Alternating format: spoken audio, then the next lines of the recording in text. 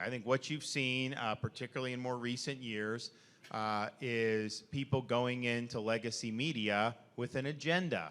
And not that it was ever, quote, fair. I mean, it always had a liberal bias just because that was the type of people who would be drawn to it. But I think part of it's a new generation. Part of it is they use Trump as a justification to say, you know, we can't just be fair. We've got to hold him accountable, or whatever they cooked up for that.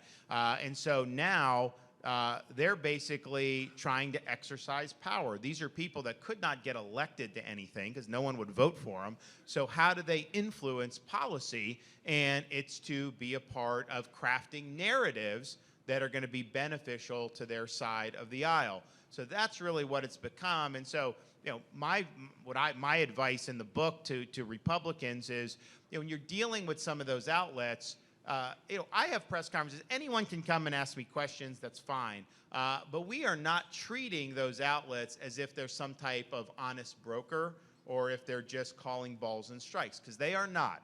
We treat them as political actors, similar to how we would treat a Democratic operative or things like that.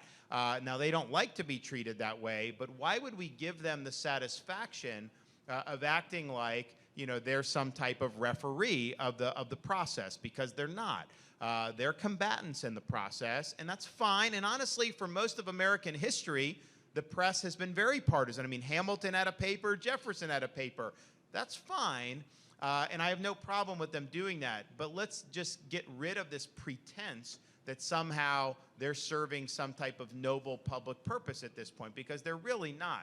They're trying to advance an agenda. They have a right to advance that agenda, but we also have the right as elected Republicans to not give them grist for the mill when we don't have to do it. And so that's just how we've handled it. And people said, oh, they would criticize us for not engaging more with them.